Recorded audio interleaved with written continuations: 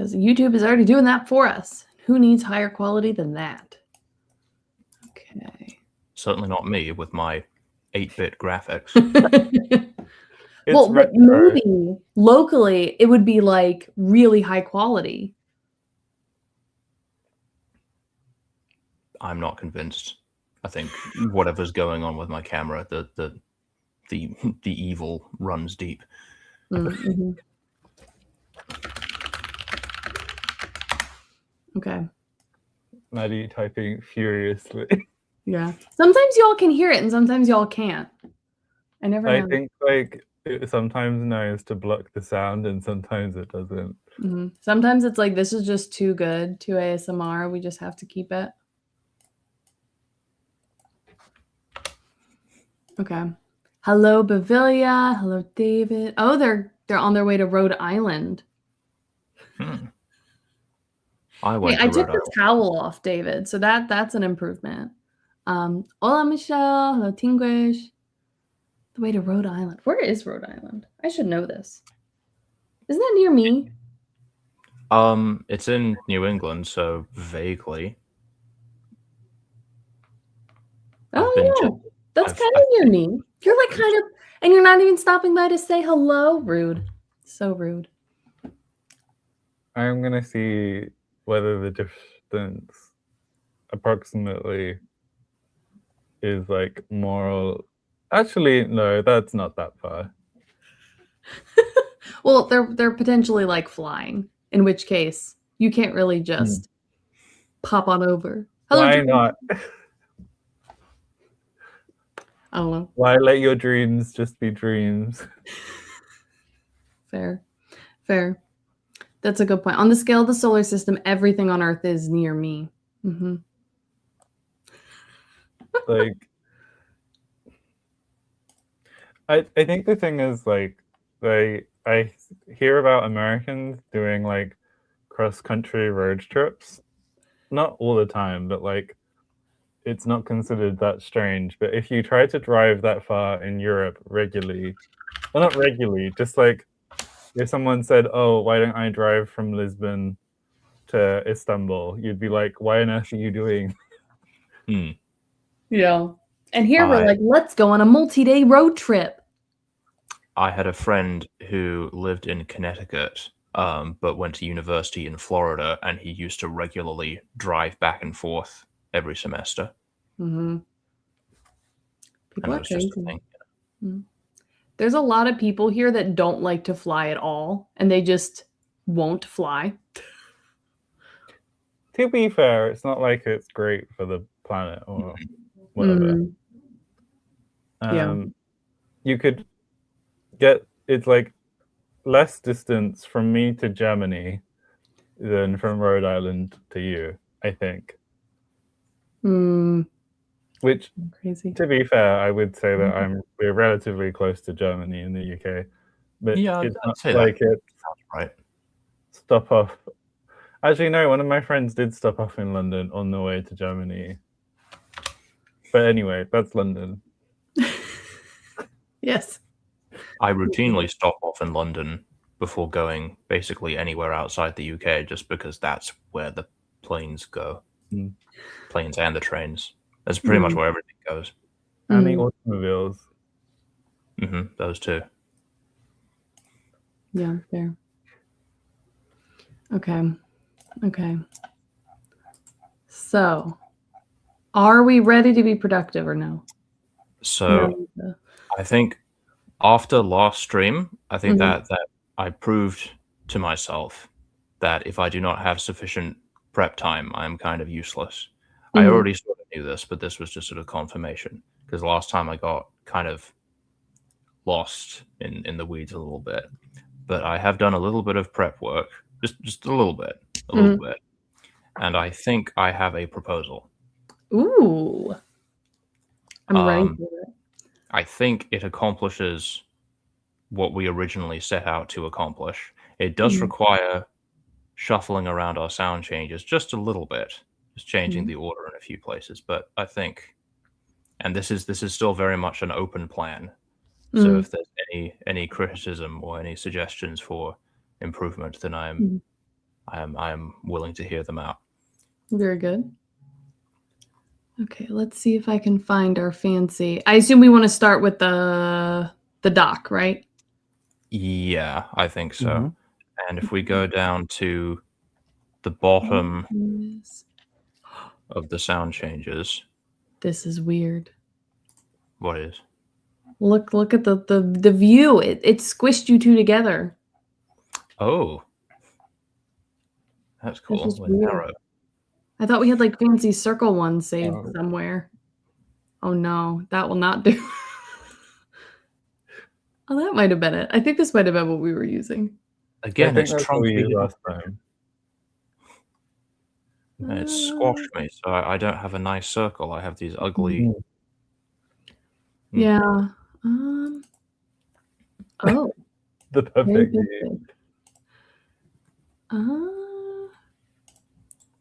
Yeah, it's very weird. I can't.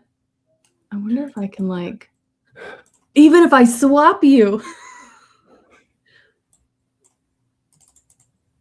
Oh, this is so weird. No, I just got flashbacks the last time where I knew that the time was ending, and I think I just started speaking faster and faster and faster, and it just like went awry.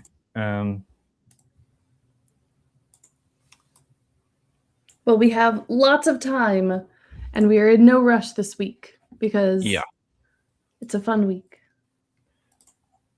Okay, so if you join me at the bottom of the sound change thing, then I will begin laying out my plan. So let's say, just for the sake of demonstration, let's say that we have a protoform like Kikyoten, yeah, something like that. And then also, just for the sake of demonstration, let's say we have one. Let's say we have like a suffix. Let's just say it's an I suffix, just to demonstrate the mutation thing, right? So, the first thing that happens is the post-palatal fronting. So that means that in both of these cases, the O will front to IPA keyboard. Nope. Yeah, there we go. Oh. So this is where we get our front rounded vowels from. So Kikyoten becomes, well, hold on. No. Kikyoten becomes Kikyoten. The O turns into rather. I can do that better. Okay. Yeah, so that's the same as what we've had so far. Nothing revolutionary there.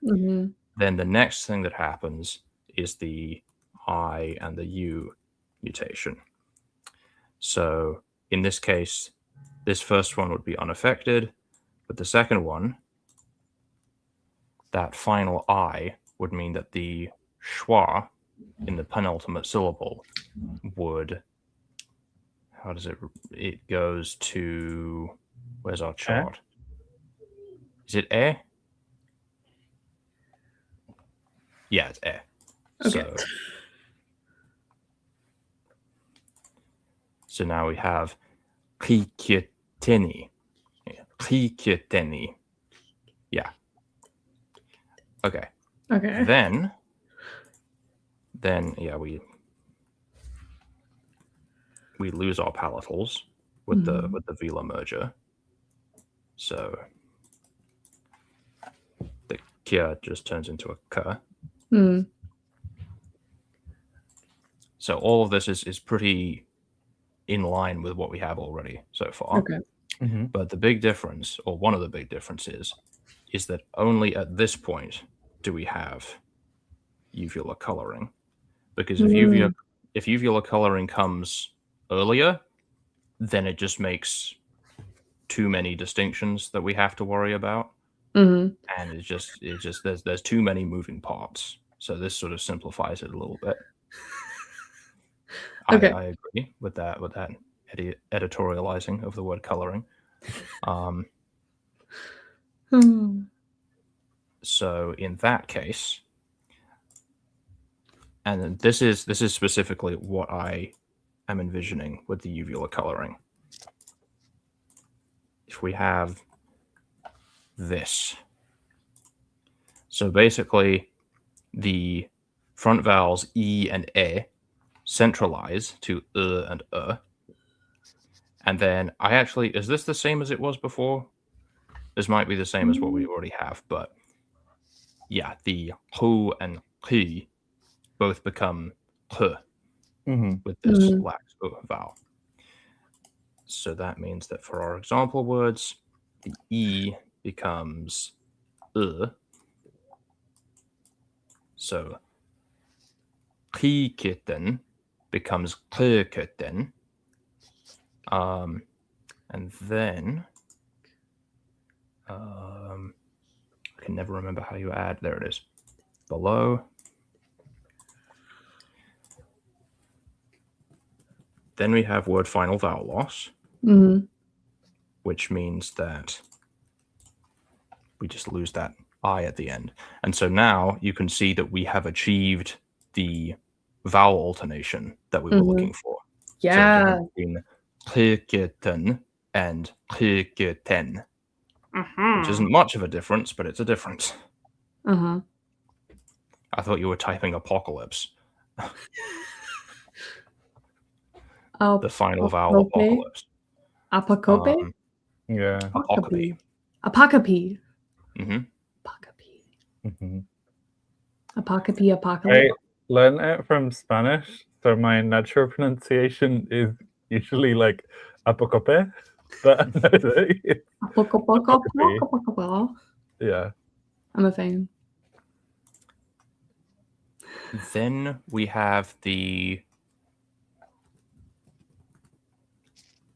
stress shiftum, which doesn't actually change anything specifically in terms of how these are written. And then, okay, yeah, this is the big one. Here we have unstressed and optionally, depending on how you like the sound, optionally non-initial vowel unrounding. Okay. And specifically, we would have, so O and U unround to and so they just become centralized. Okay. And then the front rounded vowels and E unround to and E. Did I say that properly? And E, and E. There we go. And then this annoying pseudo-central lax thing, that just also goes to the schwa. Okay. So when that happens, does that actually affect these words at all? No, it doesn't. No, there's that one. Because this is a post-stress shiftum, and so this only happens in unstressed. So, okay. Yeah, so they will remain round. Then, and this is optional, but I think it will just sort of help clean things up a little bit.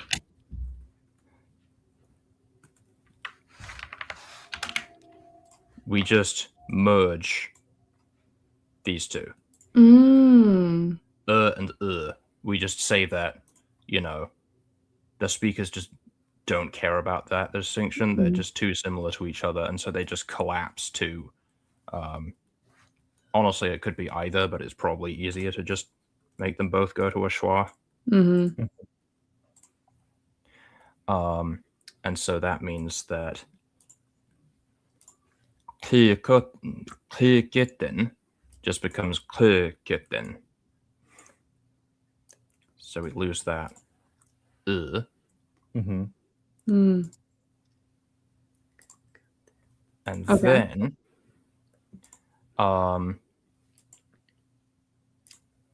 then I haven't actually thought about how exactly this manifests.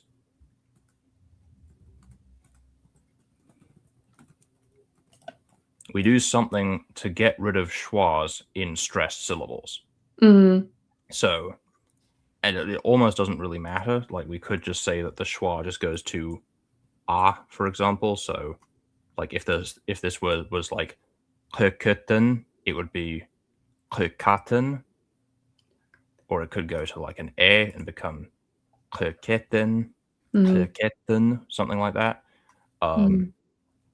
We can figure out the specifics of that later. The point is that no longer exists in stressed syllables. Okay. Yeah, which I do think that's fun. That's in line with what we were talking about.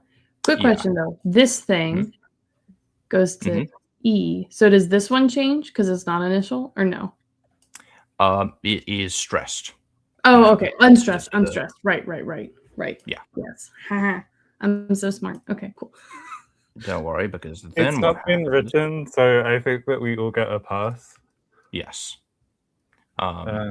Thank you. That is my fault for being sloppy. And then the final thing is the stressed vowel raising. Mm-hmm. So that just means that the I in these words raises to E. So that is the sequence that I had worked out, and unless I am overlooking something, which is reasonably likely, in initial syllables, depending on whether or not you wanted to do this non-initial thing, that would mean that potentially any vowel could occur in the initial syllable.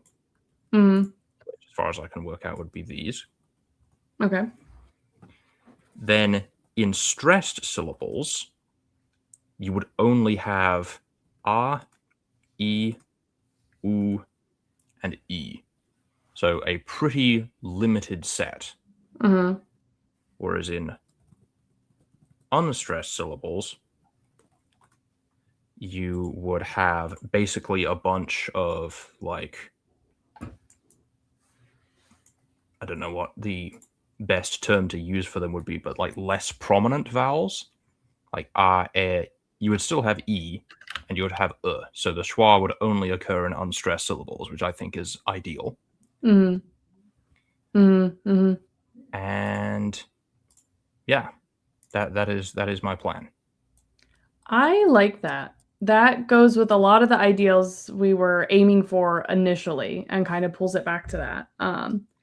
And let me look at, and this is what we were at before, sort of. Yeah, there were lots of potential ideas that we were throwing around to deal with the central vowels, but yeah. Okay. I definitely like this a lot better.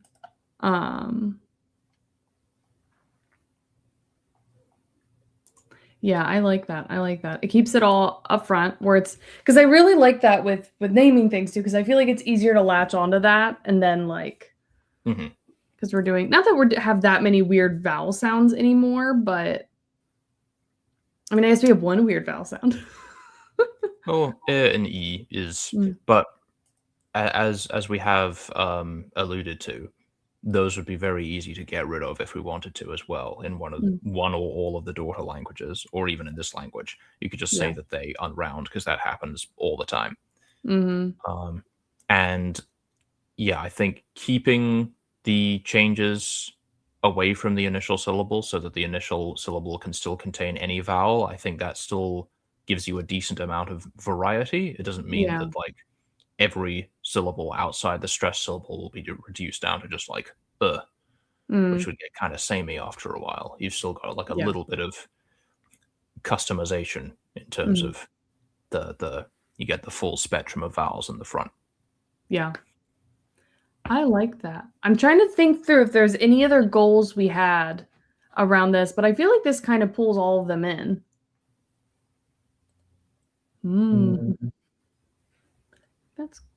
I like it. I mean, I don't know if you see anything, Jake. I know you weren't here when we were originally coming up with the end goal plans, but I feel like you've seen most of it. I mean, Gibbs wasn't present for the creation of what can only be described as the best conlang mood board in YouTube history.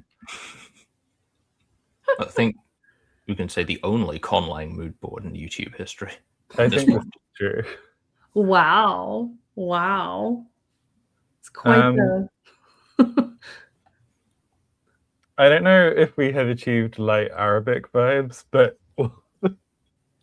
I mean, if you ignore the E, then we have... Because, like, the original idea was that it was going to be, like, a pseudo three-vowel system where, like, you have a small number of, like, prominent vowels, and then a lot of other stuff kind of gets reduced. So we've sort of achieved that. Yeah. Yeah, I mean, I feel like it fits the given that I'm not actually that familiar with Arabic, like, I feel like it fits chartreuse and, like, the vibes well, you know?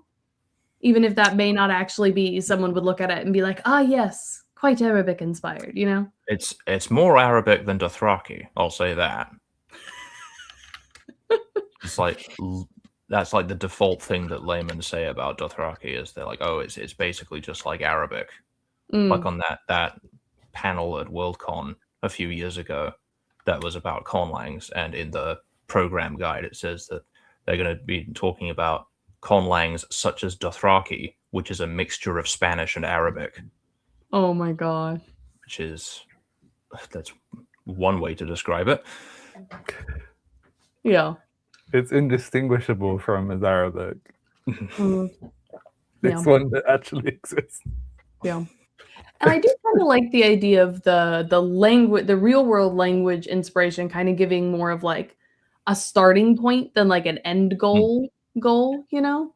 Am I completely wrong in associating Arabic with more of a ah vowel?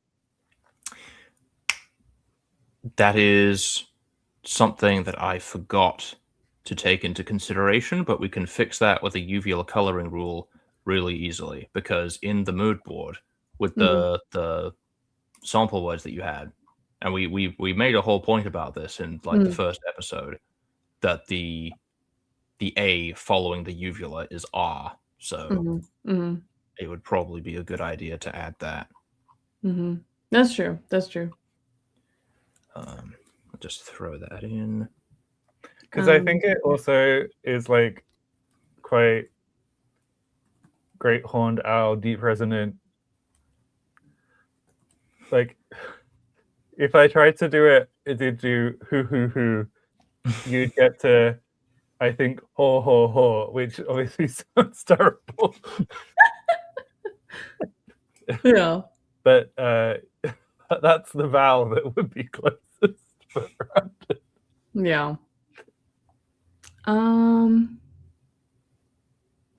Is this more Arabic than the Fremen language from the new Dune films? I can't remember if it's Fremen or Freeman. For Fremen, David had to like actively un-Arabize it. Because like the original language just like takes random Arabic words.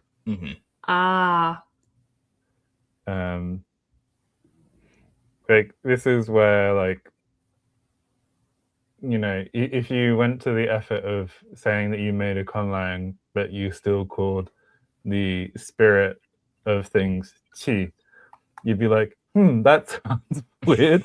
It must be a mixture of things. And like David said, the thing that makes the whole thing even more farcical is that it has all of this Arabic influence, and then the name Fremen directly goes against Arabic phonotactics. Because you wouldn't allow a word to start FR Mm-hmm. Or at least I don't know about dialects. I'm sure the French have worked their wicked ways on the Maghrebi. Well, according to that one Turkish grammar I read at one point, or Arabic grammar written by Turks, a Turkish language grammar of Arabic. There we go. Mm-hmm. They were like, oh, well, native speakers will sometimes insist that some of their words start with consonant clusters, but any speaker of any language will know that this is impossible. Because you can't do that in Turkish. And so they're like, oh, well, clearly you can't do that in any language. Oh my gosh. That's actually really funny. Yeah, in the films, yeah. Well, I know embarrassingly little about anything Dune related. I have never read any of the books or seen any of the films, so I cannot really comment. But right before the films came out, I tried to listen to the audiobook, but I was trying to improve my Spanish, and I found it impossible to follow because the names for all the things were Hispanicized. And so when I was trying to follow conversations in English about it afterwards, like everyone was talking about House Atreides, but I was like, oh, Atreides. Atreides. Yeah. Anyway. Hi, Jonathan. Good evening. Hello. We are considering a proposal. Hey, is that a rounded schwa? Or is it just that I can't see it properly? Where? In the proposal. Oh no, I just couldn't see it properly. I was like, we've not decided to go with a distinction. Perish the thought. Yeah. When I look at the screen on the StreamYard side, it's I can't really see the gap in the schwa very clearly. So it looks like all of the schwas are us. Oh yeah, this one here especially, and this one. Yeah. Yeah, actually all of them in this row, especially to me. Look. It may be worth just like either zooming in slightly more or like making the font bigger. Yeah. Wow. Should we? I'm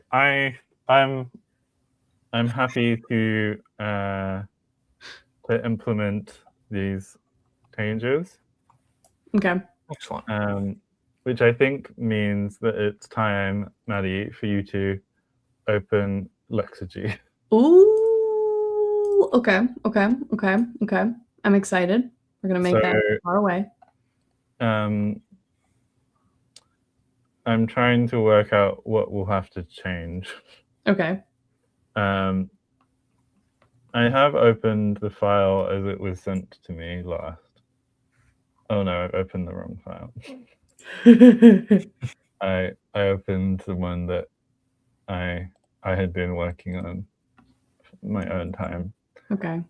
Okay. We start with like a post-palatal fronting is the one that has to be first. Yeah, that happens before the I and U mutation. So this one has to go first in our sequence, and that doesn't look like it's changed. I and U mutation is here. I would just probably put it after the liquid uvularization. Okay, so move number 1 up. And then I'm sure we'll have issues to fix, but... and then palatal velar mergers? That one should also be pretty... Yeah, there it is. So that's 3. And then uvular coloring. I feel like that was higher up, right? We had that. Yeah. I think the second change. Yeah. So uvular coloring. we're delaying that just a little bit. So we need to squish that other one in here, maybe? Yeah. I am trying to check if there's anything. I don't think there's anything all that important. Okay.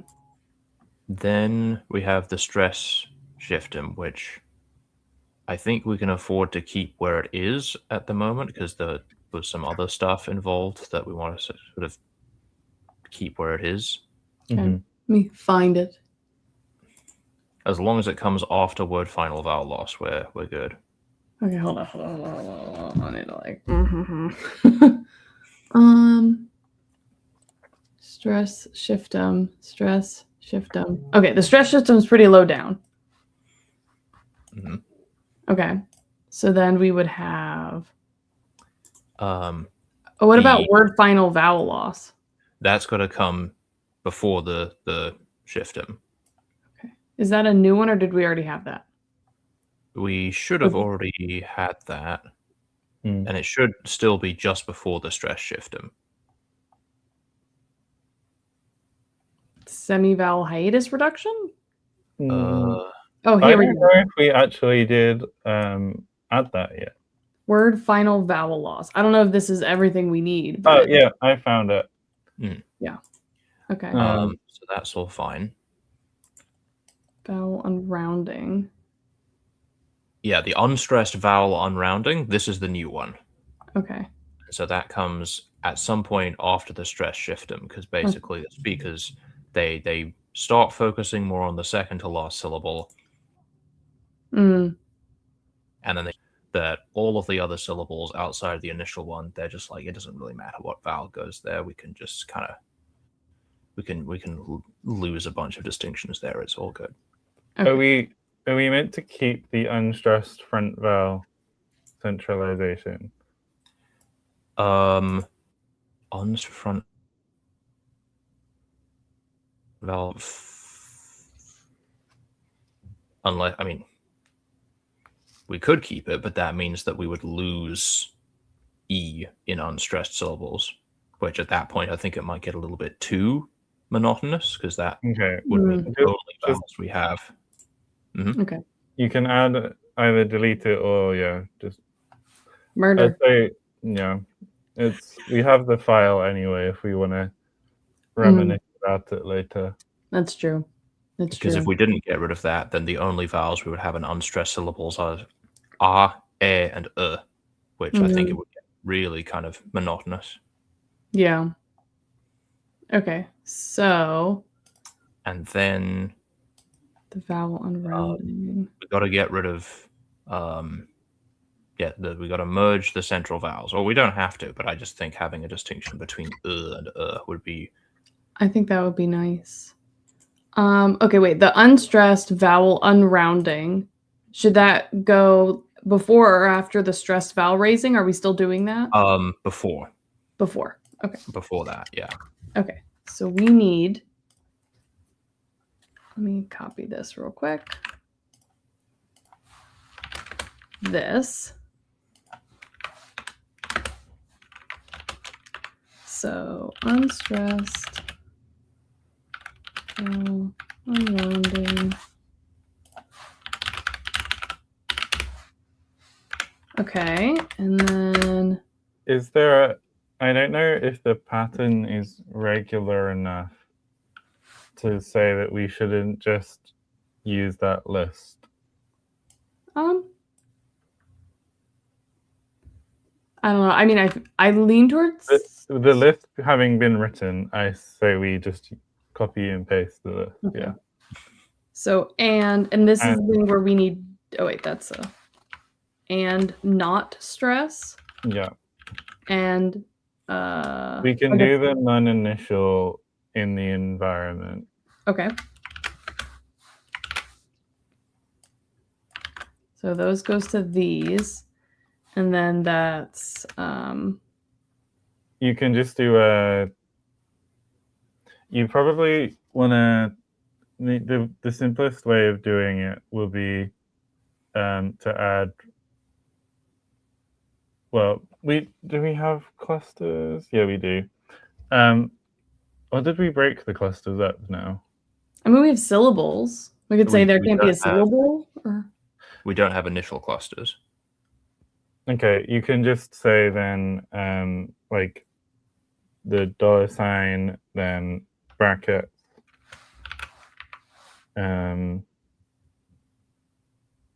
maybe apostrophe. No, not apostrophe. Asterisk. I think that's the one I'm thinking of. Inside the brackets? Oh wait, no. If there's only ever going to be one, you might as well just use a question mark afterwards. It just makes it optional. Although it may be worth specifying consonant. Yeah, I think it's CONS.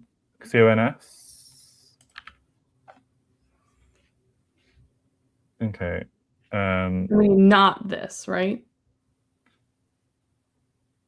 Yeah, so you can do two slashes. Okay. Okay. I'm trying to work out what has annoyed them. I think it may be the gap between the and the comma in the second set.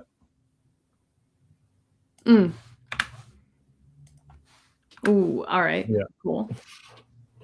All right. So we have our unstressed non-initial vowel rate, the unrounding. So we need this central vowel merger. Yeah, then we just kill the central vowel distinction, which I think can happen like immediately afterwards.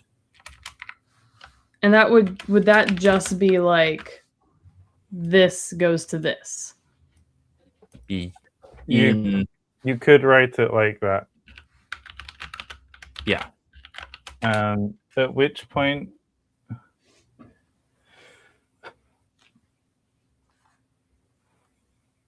I think the thing that is giving me a little bit of pause is that we can just write like only, like right now it would be like, well, only non-schwa mid-vowels raise. Because otherwise we're just going to get back in stressed vowels. Oh.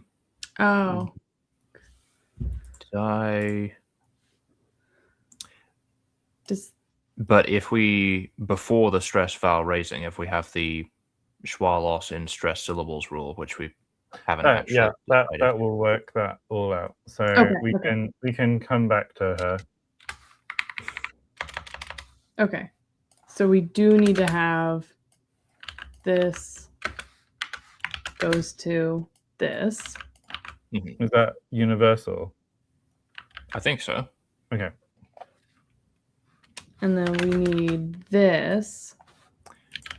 So this, you can basically justify it doing, I mean, yeah, you could just say that it just goes to A if you just like A in stressed syllables.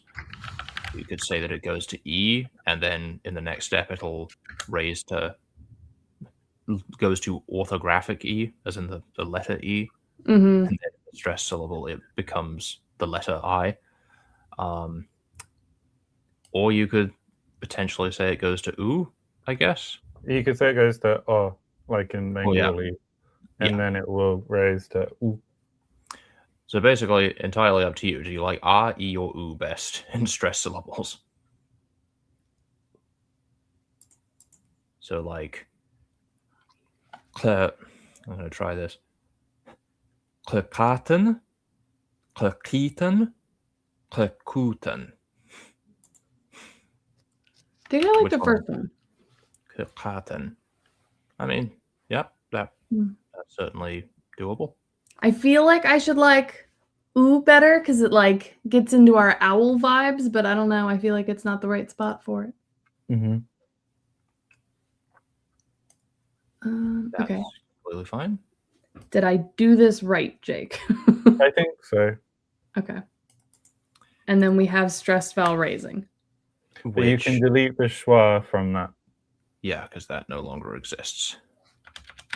And also, if there were, well, no, there shouldn't be any. But if there were, it would also just like not do what we wanted it to. Yeah. Okay, so demandarinization.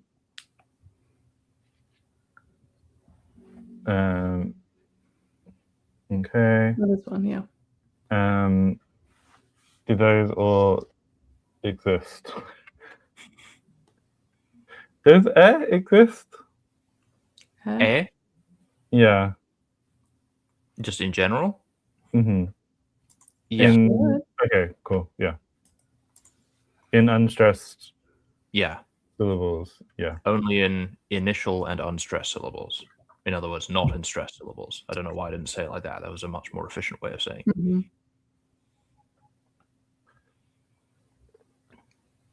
Yeah. Okay. So I think the rest of this is okay. Vowel collapse. Unstressed central vowel collapse. I don't think we need this anymore. Don't need that anymore. Yeah, we can that. Look at me noticing something. 10 points for me. And the unstressed unrounding, was that We always might there? not need this anymore. We already have. We added that. I might guess would be last time. Mm-hmm. Yeah, it's the. Because we already have a change that's doing that now, so we can can that too. Mm-hmm. Murder. Okay. Should we look at some test forms? Ooh. Yeah. Ooh. Fire away. Oh.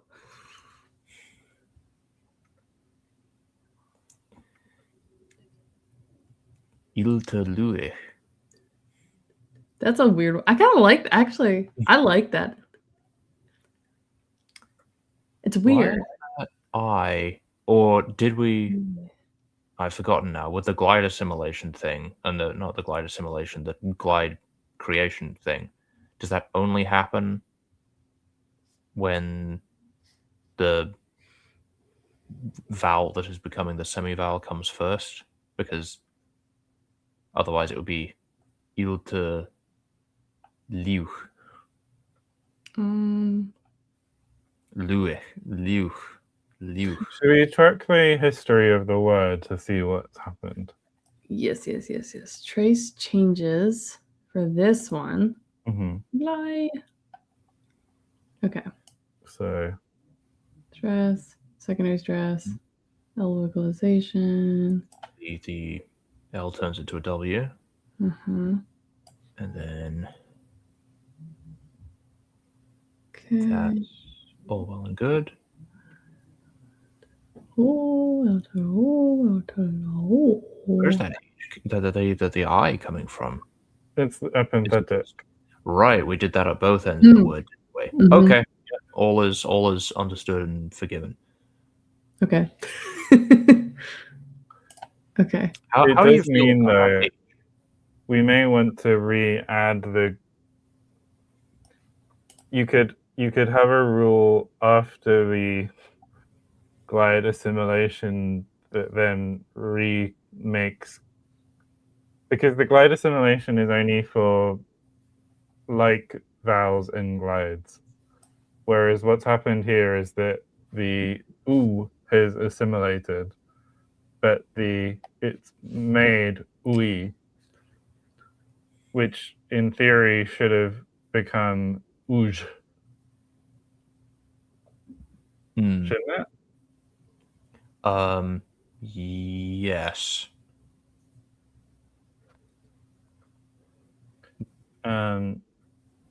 So we may need to add like another rule after the glide assimilation.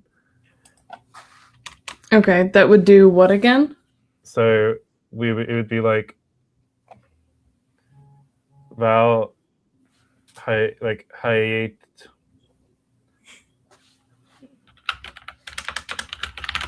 Hiate? By hiatus.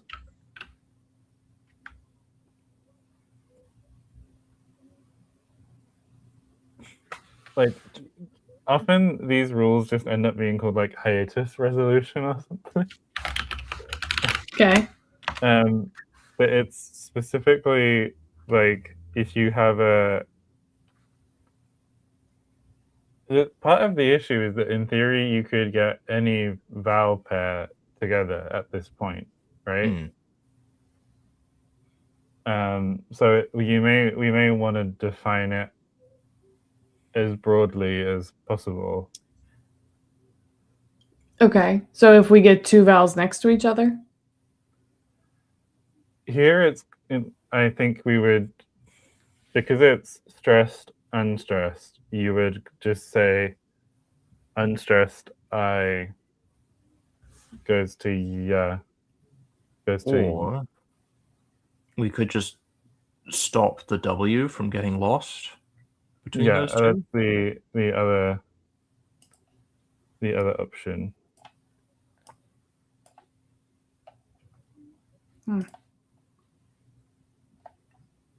You would just say for the glide assimilation that it doesn't happen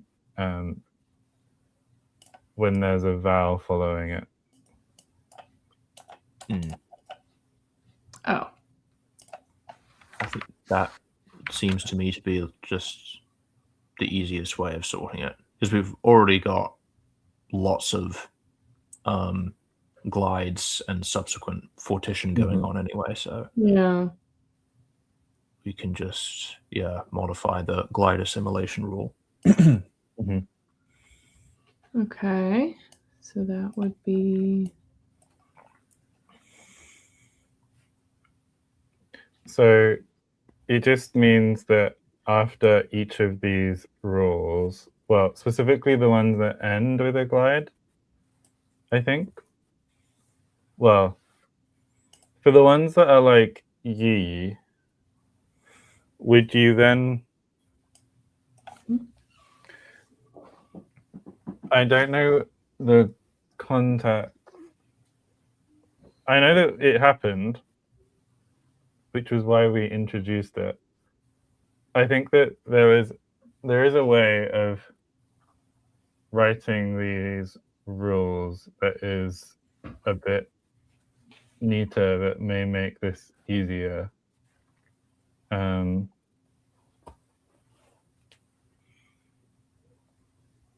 Because it's basically you delete a W in front of a rounded vowel if it wouldn't produce more hiatus, right? Yeah. So we can write that rule a bit more easily, I think. I'm going to double check because we distinguished and by rounding, didn't we? So if you go to the bottom, we can rewrite this with 2 new rules. Not bottom, just where you've written vowel hiatus resolution. Okay. So the first rule is that a Y, we'll do it in 4 rules. So Yeah, is that with a A? Just the yod, just the J, and it's going to be easier to just write these each by themselves. So J goes to asterisk so slash, and the thing that links all of these is that they are front vowels. So underscore, space, and then I think we only ever define vowels as front, so you can just write front in bracket, square bracket. Okay. And that we want there to be a consonant or a word boundary. So on the other side of the environment. This side? Yeah. Then in curly brackets. And then, yeah, consonant in square brackets. And then the $sign for the word boundary. Yep. Okay. So you can copy that. And can you work out what you'd have to do for the W?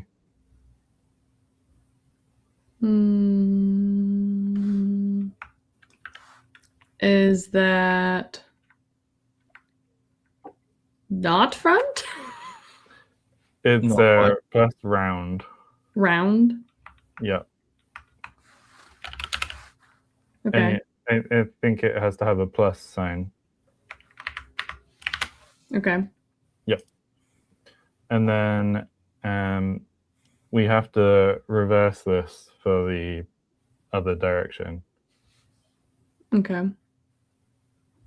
Reverse this for the other direction. So you could actually define it as another environment, but I think it will be neater to write it out like this. So y goes to asterisk when coming after the front vowel. Yeah. Yeah. So like that? W. Yep. And then with W, it's this. Yeah.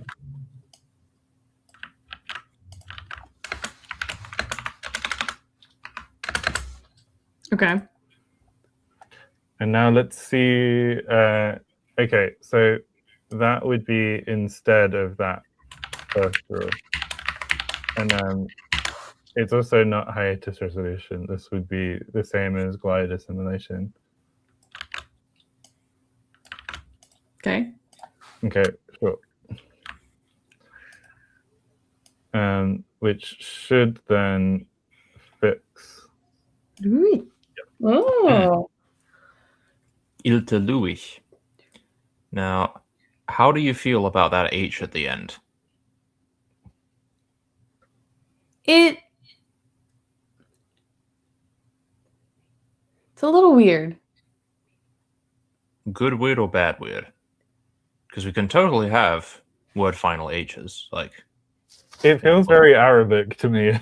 It does a little bit. I always think of Finnish, but I don't think it goes against the vibes. So I think it's another thing that would be very easy to get rid of if we wanted to. Yeah. I vote we keep it for now.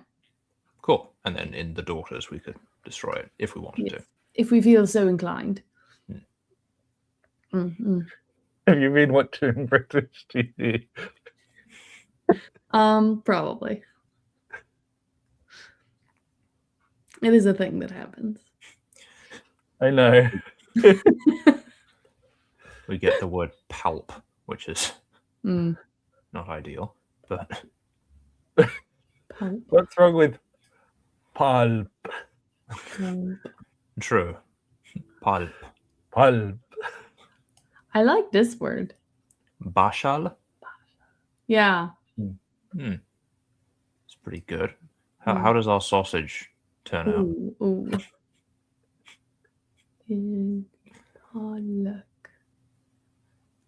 Iltaluk. Reminds me of Tiktaalik, the ancestor of terrestrial vertebrates. It does sound a little bit too like powerful of a word for sausage, but I think that's okay. I think we like that, you know. Like I feel like that could be the name of like a god, but it's sausage. Yeah. Well, as I think I mentioned last time, Tlaloc is the name of the Aztec rain god, so it would be fitting as if somehow the original seed culture of Pillow World syncretized with the Aztecs somehow and borrowed in the name Tlaloc, then that's how it would come out.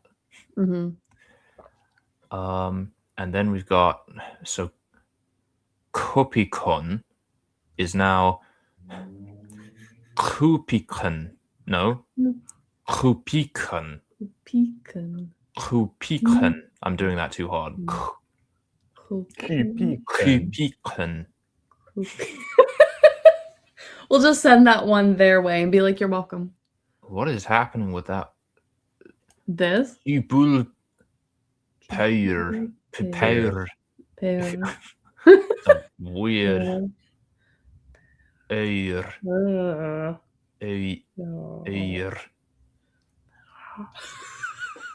The double k is a lot. It is a lot. Kupikon. Which I thought that the Grassman's Law would have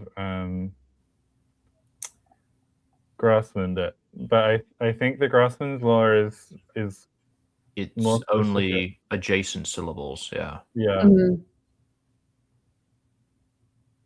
Mm-hmm. Yeah. Okay. I mean, this is a fun word for like, what is it? It's Pomelo-cello, right? Yeah, I'm not quite sure how we get paid. Yeah, can we track the changes on that? Because that's yes, we can. Boom. Okay.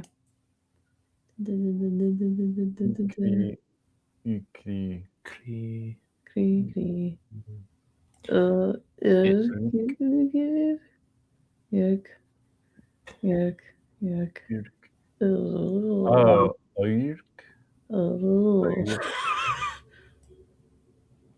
wait, when can you just go show us the rule right before unstressed non-initial vowel unrounding? So stress shift them? The unstressed non-initial vowel unrounding. So oh yeah, it's because of the new rule. So the O has gone to I. Okay.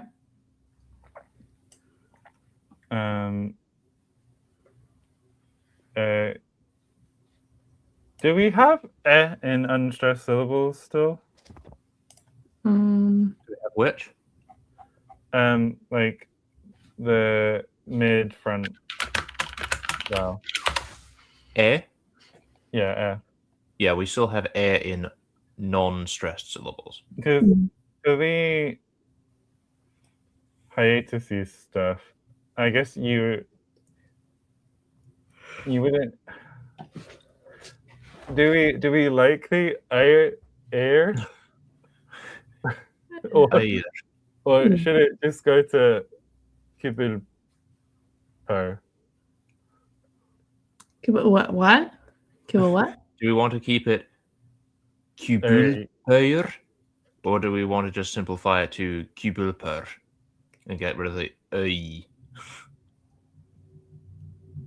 I don't mind getting rid of the whatever it is. Okay. Then I think it would make sense around that rule, wouldn't it? I guess it's not exactly the same. But also, why hasn't it gone to je? Because isn't the expectation that it would have been Pezher? In coda position, it should. But yeah, why hasn't it done that? If you go back a little bit. I think it's based on how it was defined. And also, did it used to be the le and then it's unrounded after that rule, maybe? And then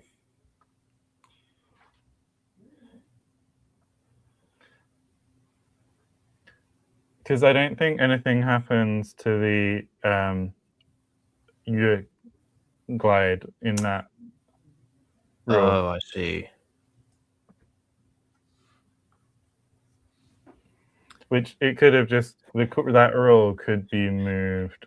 Yeah, Tinguish brings up a good point, because I was thinking about maybe we can say that at the risk of potentially introducing more complexity to the vowel system, which I would like to avoid if possible, but Yeah. we could just say that like some combinations of schwa plus glides turns into other vowels. The easiest way to write it may just be that the schwa assimilates to surrounding glides, and then that's glide roll comes afterwards. Yeah. That's.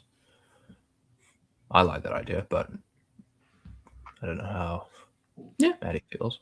So basically, would become O when next to a W, and E when next to a Y.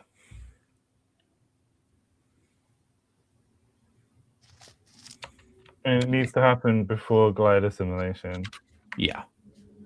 Although the way that it's written, it sounds a lot like glide assimilation. But we can call it schwa assimilation. Yeah.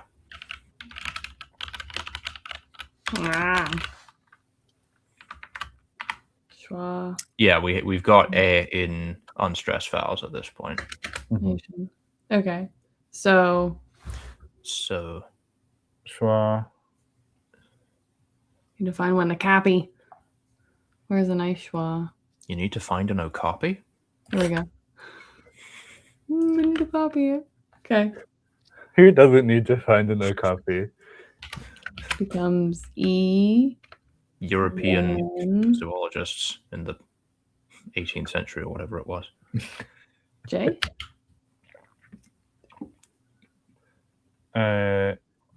Yeah.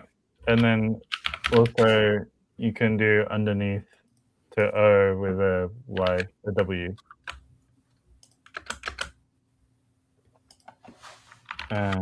That? Yep. Yep. Okay.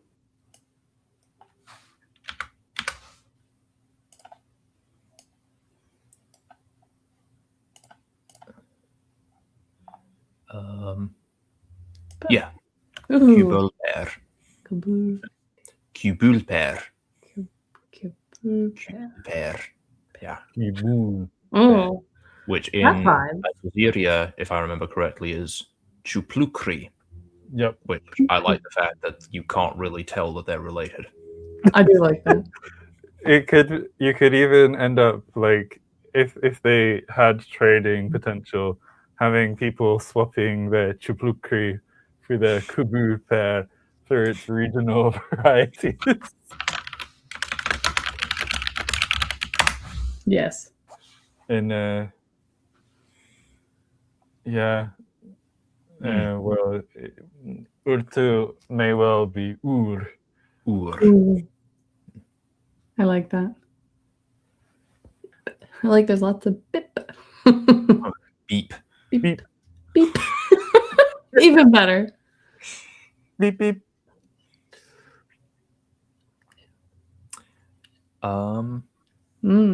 Okay. Cool. Do we have any other words we would like? Should I pull in more words? Are we feeling like? Let's check some more protoforms and how they emerge. Like one thing, given the amount of reduction, this may be a language where they naturally go for more compounding.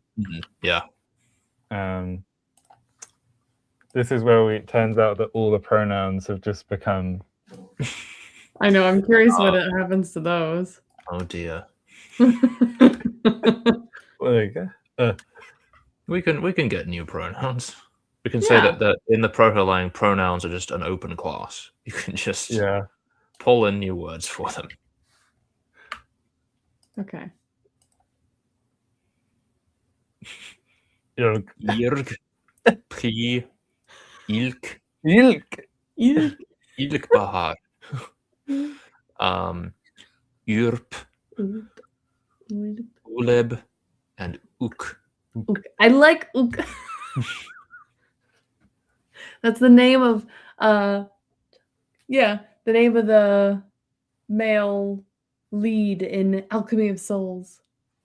It's very curious because like Irk has like just sort of swapped the order of everything.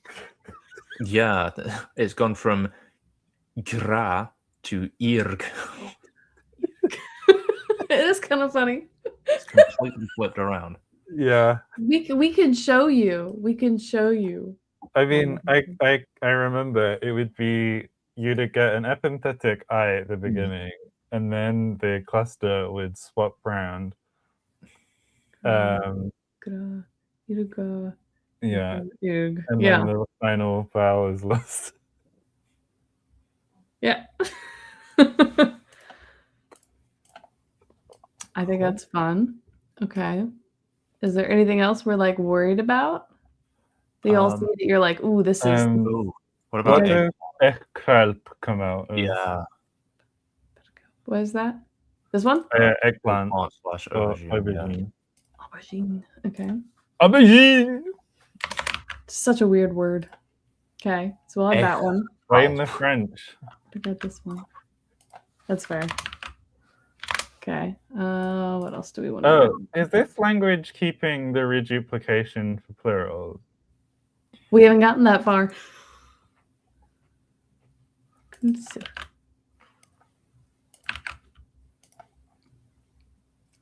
Ooh. Alpaca. Oh, yes. I know Bib had been testing the Mipclod. We'll have to see if it's still similar to that. Your names will be somewhere. Oh, the names we came up with? Yeah. Oh, I wonder what all of these ended up being, but where's the names? Oh, here we go. So here's the full names. So I did add some of them in. So we'll grab Bibs that Bib came up with. Like that. I have to switch it to lowercase.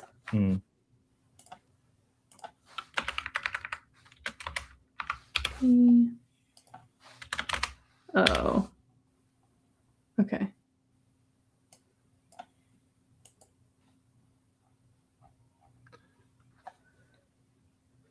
So Eggkralp actually isn't all that different from Eggkralp. But it's like a cleaned up, like smoother version. Yeah. Eggkralp. If you liked ear, now you could also have Irgo. Yeah. Let me grab. Ooh. Hold on, sorry. This is Will's. I need to steal a schwa. Schwa isn't one that I've heard of. We've got schwa, schwa, and schwa. Schwa! Schwa Luigi.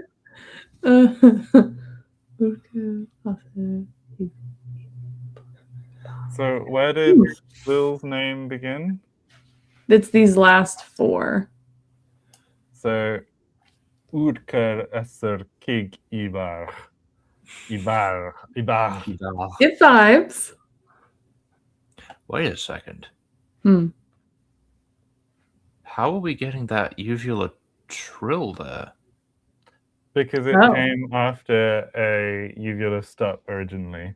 But then why is the uvula stop gone? Oh, because it metastasized. Right. So that means that we have phonemic uvula trills now. Yeah. I didn't even notice that. I like it. I'll add that to because that was on the list of things that we wanted. Yeah. Look at us. Accidentally doing the stuff that we wanted. I've added it to the sound chart. Do we have any opinions on how we want to Romanize a uvula trill? GH. It's not fun, but it depends how much we want to piss off David, really. I mean,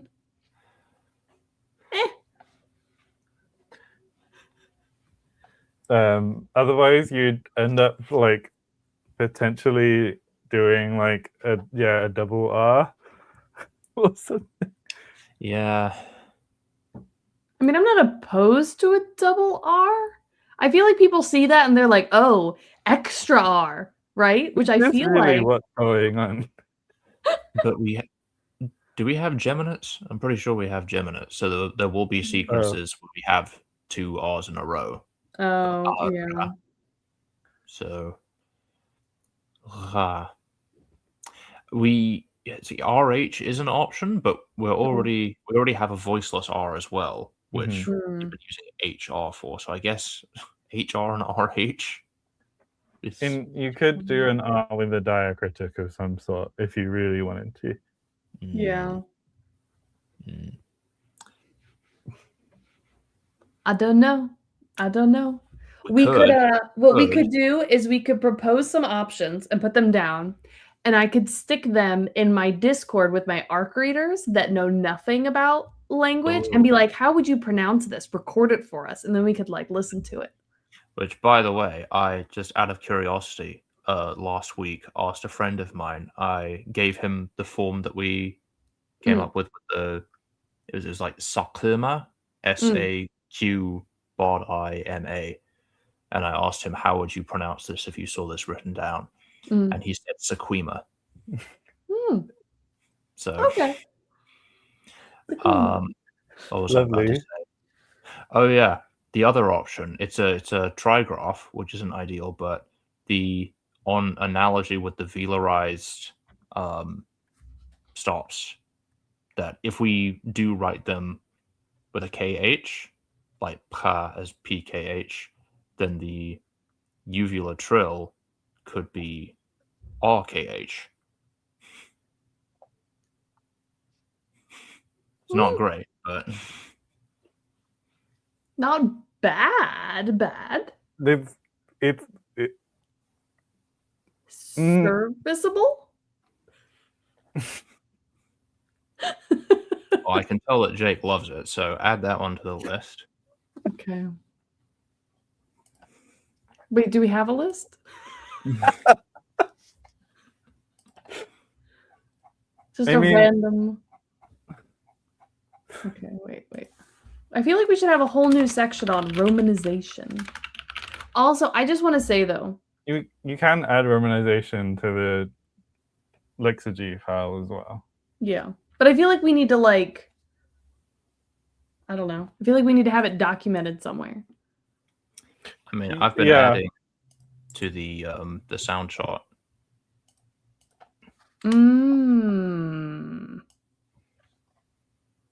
That's smart. Okay, sound chart. Hold on. Let me pull this. Whatever, we can be over there. It's a little confusing, but can we? It's right under phonology. Yeah, this one. Yeah.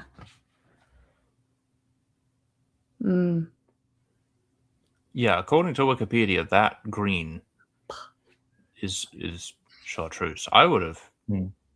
It seems not far this bright. chartreuse though. Okay, one thing.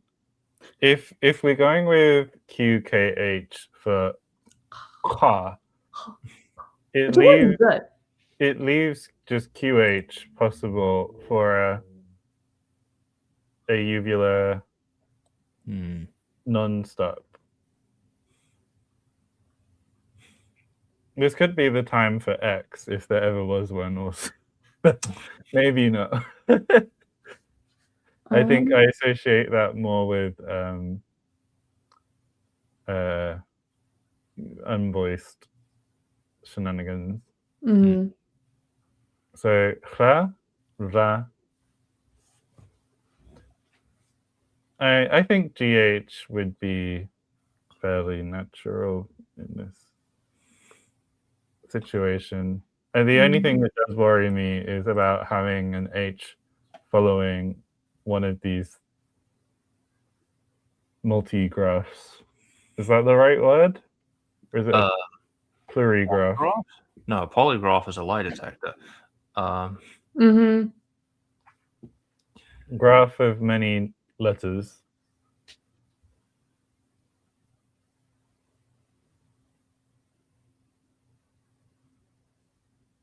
Honestly, maybe just QR. Huh. A QR code. Huh. Yeah, maybe we just give all the readers a QR code that they can use. They to scan it and then they can hear it. Yeah. Honestly, I think that might need to happen.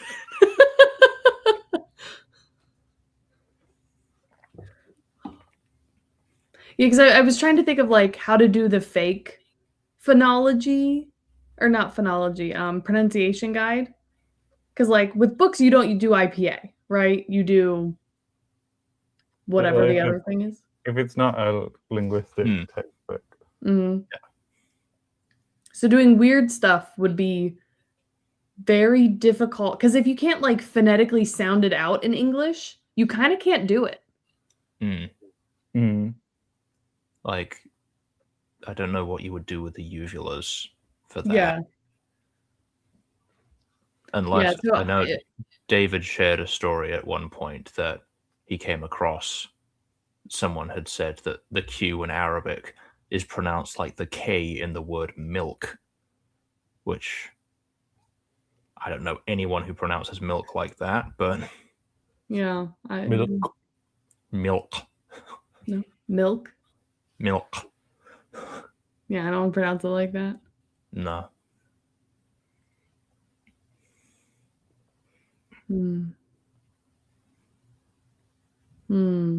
Yeah, I feel like it's a little weird. Would we ever allow? No, yeah, we have lots of RG. Yes, like the first person pronoun, of course.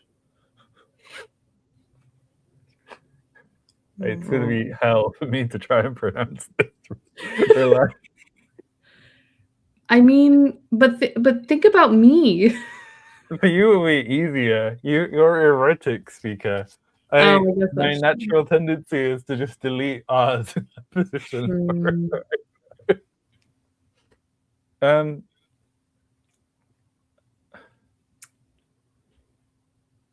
Well, if you, this is supposed to be a trill, isn't it? Yes. So what if this one was the double R and this was R? I guess the problem is that this one's going to come up a lot more than this one. Yeah.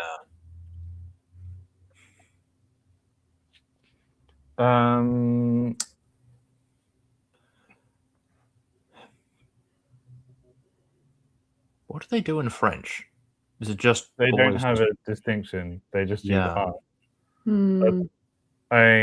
We looked this up on Discord space at some point fairly recently, and I don't think there is a single language other than potentially East Occitan that would distinguish a trill R from a uvula R. Doesn't Burushaski do that? Let me just not hard to double check. Burushaski has a trilled R and also a voiced uvula fricative. Yeah. Which is I think this points towards the GH diacritic. Not diacritic. Yeah, that's what Tinguish was saying. Yeah. I think the. Yeah, I mean, I would be okay with that. Especially considering we're doing sh like this and je like this. Which I know is normal for English speakers, but it doesn't have to be normal. Yeah.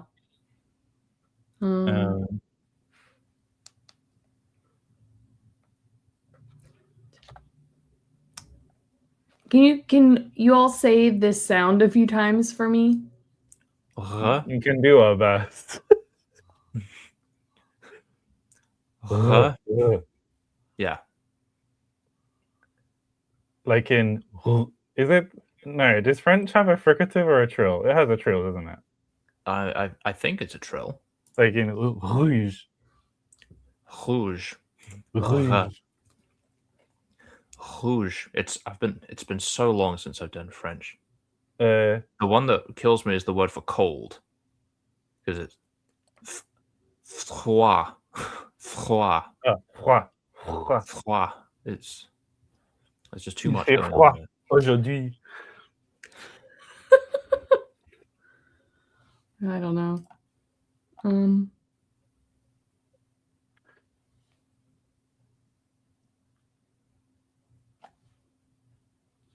What? But what? Robespierre.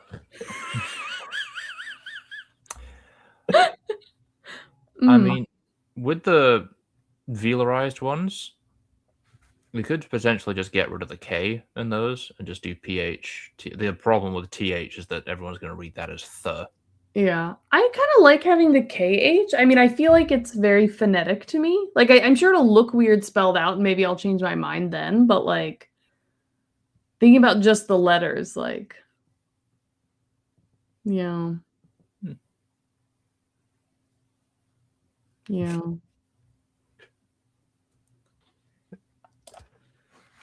Okay. I think this works. I was thinking of the same thing, Jonathan. Jonathan's talking about a time when they had to listen to a Renaissance era song in an histoire class. And they overdid the uvula trill, which didn't exist in French yet. Have you seen that poem that's written in Middle French that if you read it aloud, it sounds like you're saying Humpty Dumpty with a French accent? I thought that was written intentionally, so it sounded like that. Yeah. Because it's like un petit don petit saton owl, or like that. I can't remember the actual words.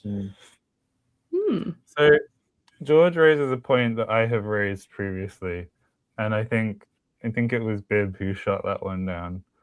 I also think I didn't shoot anything down. I just casually mentioned that the X I sometimes just don't know how to interpret, because it's sometimes and sometimes sh, and also that I think for the average English speaker, when they look at like a PX sequence, they're going to be like upska. Yeah. Upsa. It does make me. That's how I would pronounce that. So. Yeah, for tra, you like if you were being very Indonesian about it, you could just use a C for cha. Yeah, unfortunately. But we're not being very Indonesian about it. Yeah, we have to worry about the poor Americans here. It is I don't Indonesian think the British would cope very well either, if we're being honest. Yeah. You could just use an apostrophe.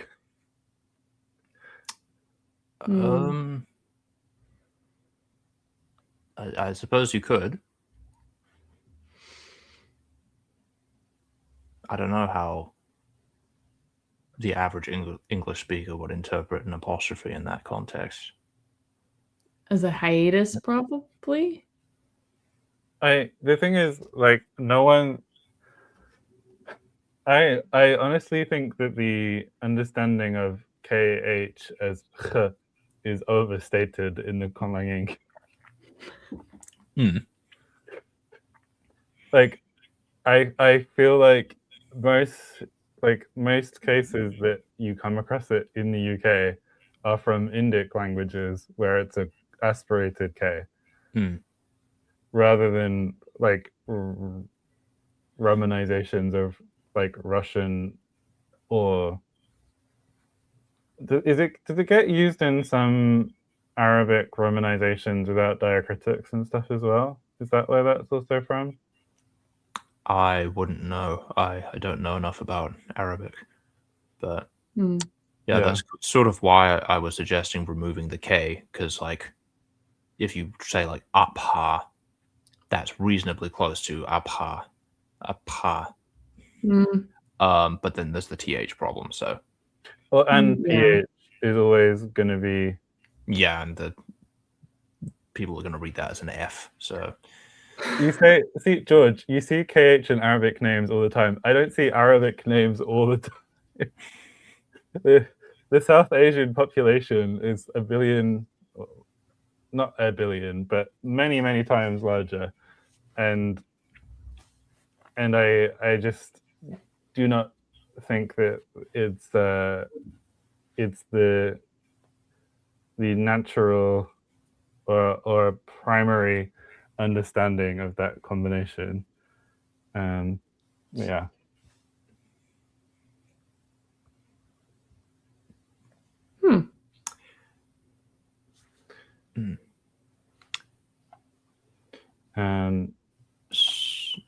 So other than settling on romanization, are we saying that we're done with sound changes? At least for P, because again, P will have several daughters. Yes. The Sepal children. Sorry, I keep forgetting that we did that. Okay. All right. So P. Oh boy. Oh boy. All right. So are we? If we have a look at the Lexigy file again with all the words that we've just done,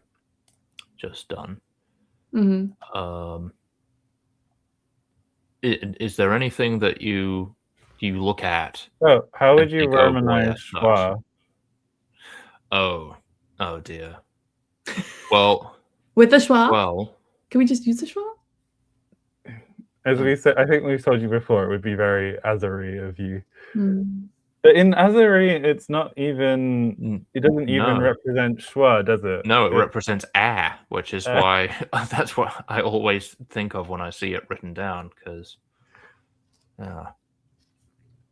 But sorry, I feel like I interrupted you. But what were you saying?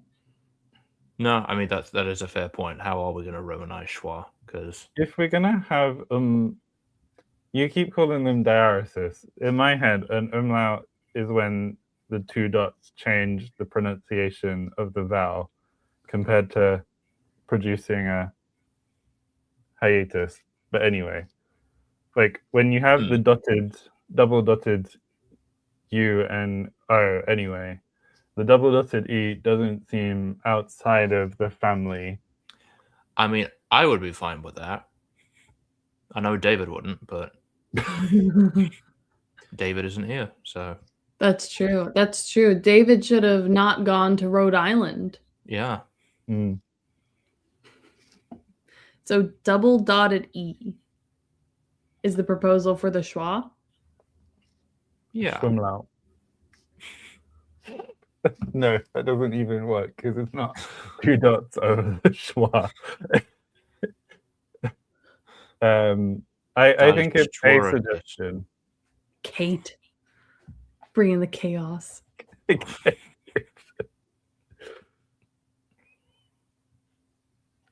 Yeah. So, okay. So, wait, is that the only weird vowel we have to deal with? The others have natural solutions. What is this one? Dotted U's and dotted O's. Can we put these in here? So. Yeah, so. Don't want IPA keyboard. Want. Tinguish is saying, is schwa only unstressed? Yes. Yes, but we also have unstressed a, which is the problem.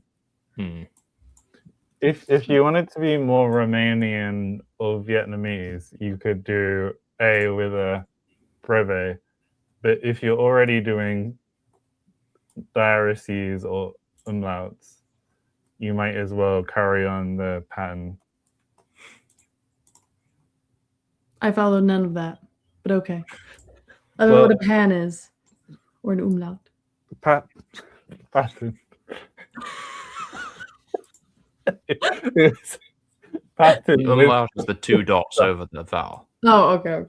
So Okay. the fact that we're gonna, or at least it would make a lot of sense to use U with 2 dots for E and O with 2 dots for I, because that's what they do in German and Turkish, Yeah, and that what they kind track. of do in Finnish for one of those. And so since we've already got some vowels with 2 dots over, we might as well use another character with 2 dots over for the So we can go like that. What do we want to show on screen right now? Oh. This. They don't need to see what's going on. That's true. That's true. They can use their imaginations. It's good for brain development. How do you? I think the thing is, Maddie, the rounded front vowels are fairly non-negotiable. Mm-hmm. This is acceptable to me. I'm fine with that. I mean, we could go Finnish and use Y for E, but I think. So we also have and then you'd end up using J for and then you'd end up using DJ for J, and then you might as well just go home and cry. It sounds a bit wild to me. Yeah. I feel like this is acceptable. May Albania live on in our hearts and in our minds. Yeah.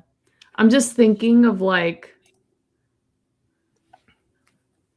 okay, hold on. Let me Google this real quick. Scrivener, can you use fonts with umlaut? It should be able to. Oh, it does support fonts with umlauts and other special characters. Okay, because you can use Unicode. Okay. Okay, so that should work. Okay, we're good. If you were being more Polish-y, in theory, you could use a Y, but English speakers never know how to pronounce a Y when it's not used as a consonant. So I would strongly suggest otherwise. I mean, I'm happy with all the umlauts. I think that's fine. Okay. It does add to the visual character. Yeah, it does. Lots of little dots, which I feel like gives light Arabic script vibes. There's lots of little dot things. I don't know. You might be the first person to have said that. We like to be unique here. Also, I guess it has like mild Turkish vibes as well. Yeah. Also, again, there is a fairly significant chance that we'll destroy all of these vowels in the daughter languages anyway, so we might not even need to Romanize them. That's true. That's fair. Like, we don't need to worry about it right now. Like, I don't think we need to add the Romanizer into the thing until after we're through the daughters, right? Like, yeah. So, if we have another look at those forms that we were getting out. Okay. So, yeah, is there anything on the output words that you look at and you just think, oh boy, that's there's not even a hint of chartreusosity about it? We might need to read them for Maddie if you're not. It depends how confident you are. Like, how does chl go to il? Oh, okay. It's the classic swappy swap. Yeah, that's happening a lot more than I thought it would.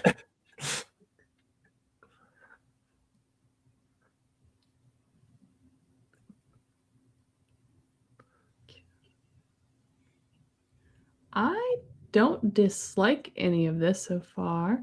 Eharkalp. Irgo.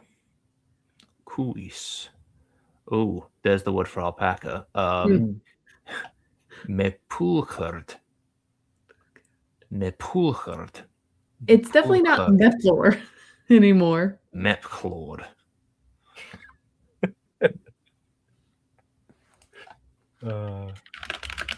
Oh, wait. We have something important we need to do. I like all of this. Don't we need to make our fake chartreuse word? Now that we have all these sound changes together. What's the fake chartreuse word? we were talking about this at the end of one of the streams of trying to make the closest word in the language as we can to chartreuse, and then like. So there are several different ways we could take it, because we could just try and like effectively phonetically borrow the English word chartreuse directly into the modern form of P, or we could create a word that sounds like chartreuse in the seedlang and then pass it through the sound changes and see what we get. I bet we start with that. Okay. And see if you like it. How would that work in the seedlang? Let's go. In the proto-phonology. Why is this? Do you go cha or chartreuse or chartreuse? Say that again? Chartreuse or chartreuse? Or chartreuse? Yeah, sa or cha? Cha. Would you go with a breathier cha? Yeah, we'll go with the breathier cha. Yeah. Cha. Sounds like someone who doesn't know the word trying to say it. Which is exactly what we want. And then we could do. We'll have to check if this follows the rules. It does. It shouldn't, but it does. Is the rest of this all the same? You would just use US. This? You don't need the E. That would be chartreuse. Okay. So you don't need the E. This E? Or the final E? That E, yeah. The Yeah. So that's chartreuse. Or chartreuse. Whoa. Yeah. Oh. Chorutus. No. Chorurtus. Chorurtus. I don't know why, but I have an instinctive dislike of sequences of R, vowel R. So I really want to get rid of one of those R's. But other than that, not bad. Okay. So this is hold on. What's the export stages? Okay. Let's copy this over and put it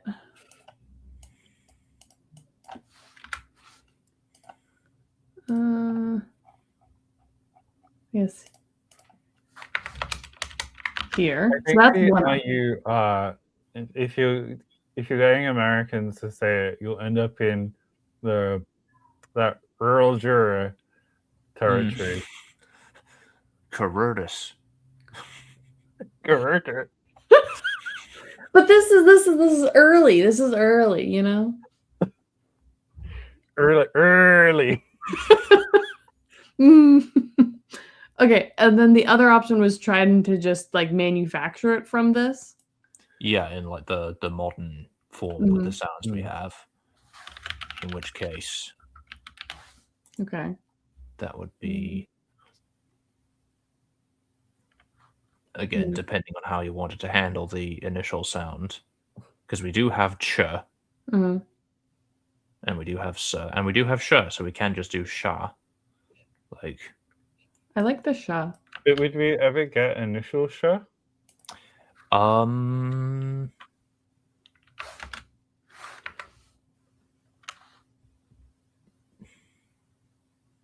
can't remember if we have.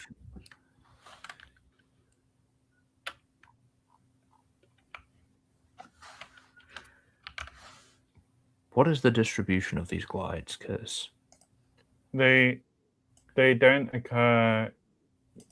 You could get it across a word boundary. I mean a syllable boundary, but you couldn't get it initially. Yeah.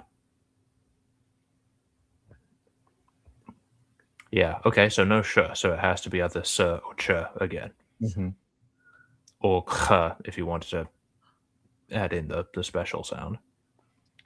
Chartreuse. It's like this one.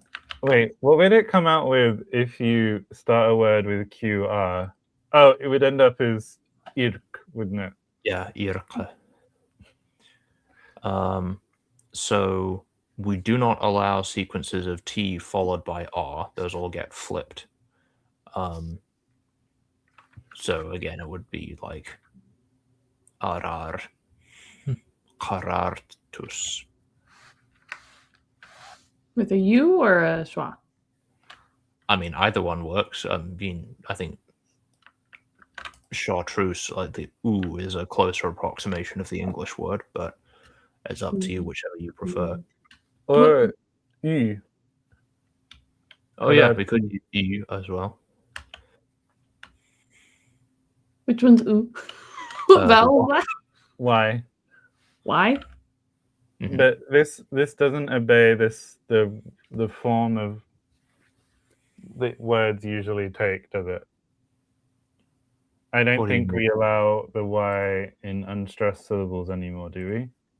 Oh no, we don't. Or the U. No. So yeah, schwa it is.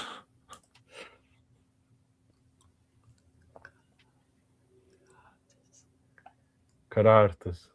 Okay, so then the question is, which of these do we prefer?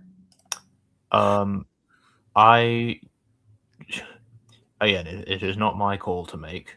I am not the master of the vibes here, but the U in that top one, in that stressed position, the rur is really not doing it for me. So if we go with the A Qarartus. for the middle,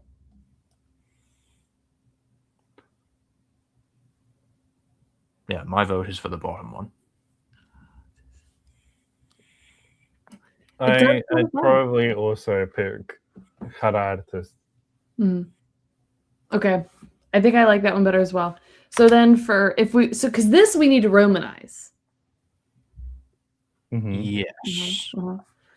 So if we did go with this, oh no. The chronology. Would that be like would?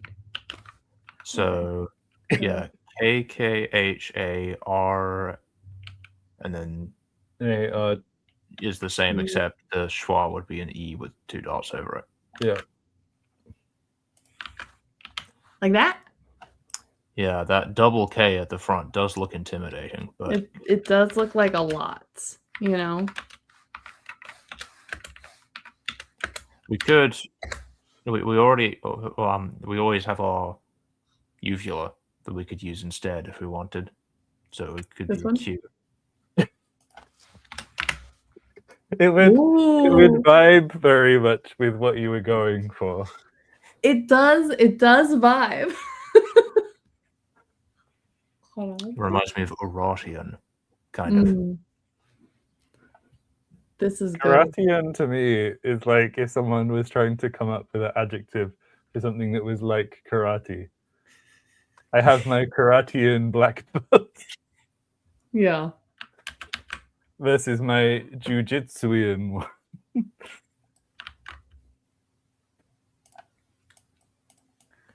I take it you're sold on the name then. I like it. Should we find a route that gets us there? Yeah, where does this name come from?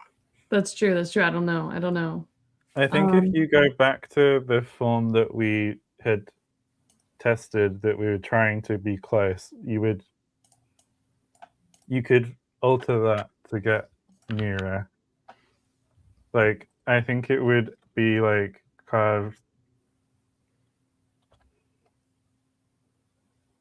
Would that get you there? Let's find out. It would reduce the initial vowel, I think. Oh, maybe not. Tas. Close though. I mean, qarartas also sounds decent. Depends how much you want that. Oh, okay. That changes that U there because we have the U mutation. Try an E, like a Mm-hmm. That'll stay the same, won't it? Oh wait, why is that happening? A mutation? I don't know. Oh, because it's because it's anticipatory epenthesis. So it copies the E and then later the E raises. Interesting. What about this one? I don't know. This won't do anything. It's not in the proto, but O, because that will on round, and then Crucis. Oh, but it's causing. Yeah, the only way you can make sure you could that just it's an add a alien vowel in the proto stage, couldn't you? Yeah, it's just to make sure there's already a vowel there. So just karatros. Hey. Yeah. And then we want this to be a. Yeah, I know. I think will work. Yeah. Yeah. Yep. Okay. All right, so we need to start with this. What does Asdosiria mean again? Asdosiria means, where do we have it? It's like language of the people over the fog or something like that. Something like that. Let's find it. We do have a list of ideas of other ways to name. Yeah, people above the fog. Yeah. But the people is implied. It's from over the fog. As over the fog. Area. The above fog ones. Yeah. Super. I don't know the Latin thing for fog. Vapor? Nubis? Okay. That's cloud. That cloud. Brew. I want to say, I thought I knew the Galician, but I think that comes from a Germanic root. Looking.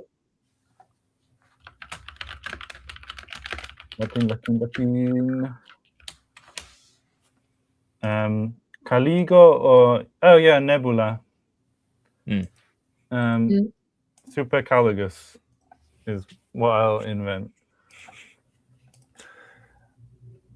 So, do we have a list of ideas, or? Yes. So our list of ideas. Oh, I was here for a second ago. Bye, Jonathan. Oh, bye. Oh, Rubik's Cube. Oh, well. gosh. These were some of the ideas that we had. So, like, they're the worshippers of something, some goddess or something. This could be borrowed from a local dialect.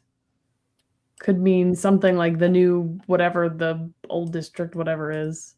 When we say borrowed from a local dialect, like does that essentially like how Castilian became also used to mean Spanish? Oh, right. Not that there were already humans here and then the seed people showed up and borrowed, because that would introduce a whole other range of problems. But okay.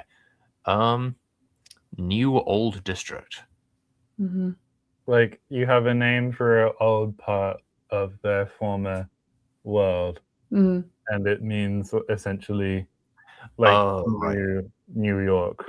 Yeah. So for that one, we could literally have kind of whatever we want, and it could just mean something in the like that could just be what it was called before, which like we could figure out what it meant beforehand too. I'm just gonna double check. We don't have a word for new yet. I don't think so. No, we don't. I don't think so. And then there's something about like we're the people that come from the ground, but obviously now we're way up here, right? Like something like that. Oh, we don't yet have the grammar worked out to know what like the default way of naming things would be, because we're going for like a very verb heavy. So we could do some sort of verbal nominalization and then like work out exactly how that works at a later point and to kind of reverse engineer it. Like you could do like worshippers. Mm.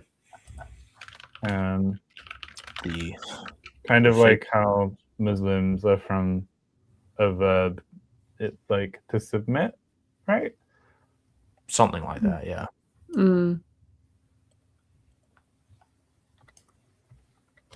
Yeah. Do you have any specific like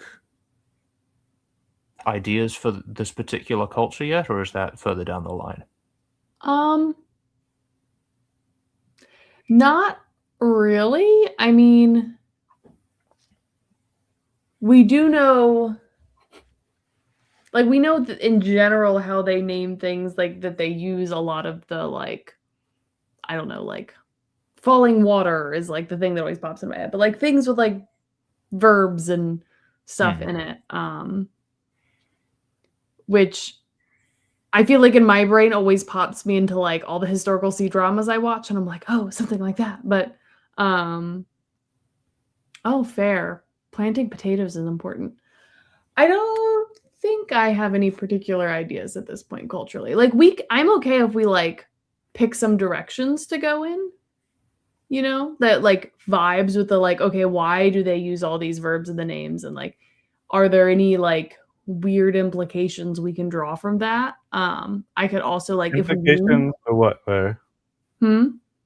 Like cultural implications for verby languages, or more the reverse. Like, what are some like reasons why, or like things that could be related to that, of why that would be important to them, or something like make the something. thing is, those things don't really exist. Okay.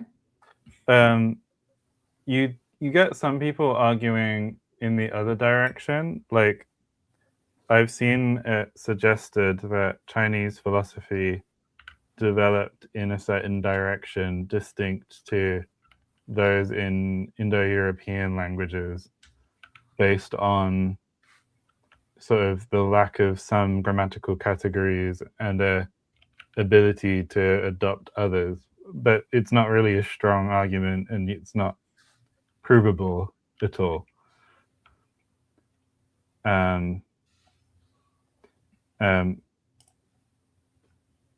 Like, I don't think there's a cultural reason that English names are, well, there are cultural reasons that aren't there aren't linguistic reasons, I would, or at least we've adopted the practices based on things that have come before that are also, like, there's never a logical crossing, I don't think. Okay.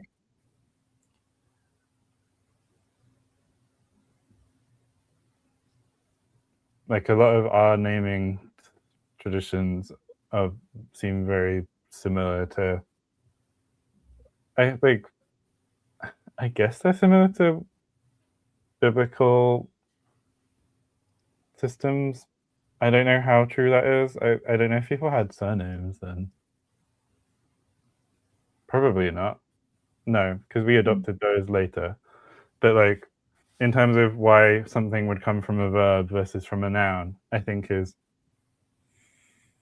up to whatever is easiest in the language, rather than some sort of compulsion to be focused on actions rather than. Well, I wasn't thinking something like that, but like, But if we, at least as I have been envisioning it, this language is going to be kind of like Navajo in the sense that there are relatively few true noun roots, and most things that look like nouns are actually deverbal. So like we could have, just off the top of my head, we could say that the name comes from a verb that means like to live, and then it could have like, I don't know, the word for mountain or plateau or something. And so it could mean like they live on the plateau or something like that. Yeah, something like that would work. We do have a word for like plateau right now. So we might need to. But we can always change it. I don't know if we're using it anywhere, if we have it pulled for. It's this one. But we could come up with something a little different, or because maybe not plateau, maybe like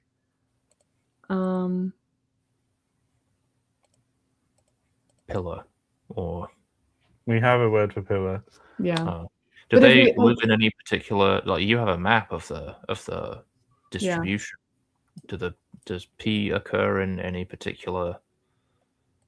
Not really. I mean, I don't know if there's anything unique about that. I don't know. I mean, like, could we use? I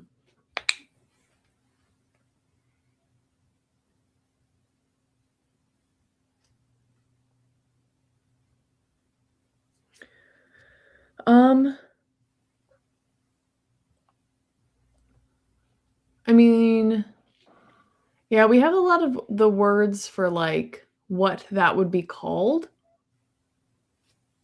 I mean, they could do something like high living. I don't know. The ones who live in high places. Yeah. Like something like that, maybe. I don't think we have like that kind of a word yet. Or if there was some like particular resource or geological feature or something that they were associated with, it would be pretty easy to, like, they live near the big mountain or something. Let me quickly pull up. I don't think I have. Hold on. Let me pull up Pillar World real quick. World building. I can share this just so people can see what I'm looking at. So we're talking about this purple one. I'm trying to see if we have put anything there, if we have anything to pull from, because I know the archipelago cluster is C, which comes off A.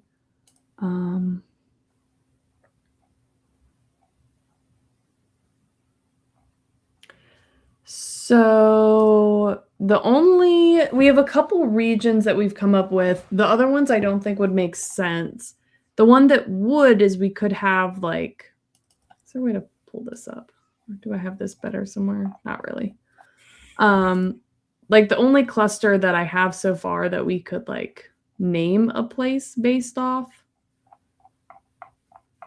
which I don't really have documented in here properly. You can sort of see like a snippet of it, but it's the one with like lots of close together pillars, and that's the one that they end up making all the it ends up being more of like an urbanized area because it's so condensed, and they build all the silk bridges using the like silk dragons, the like spider dragons. It's like they could be the bridge builders. That's true, yeah. And then this could now be P.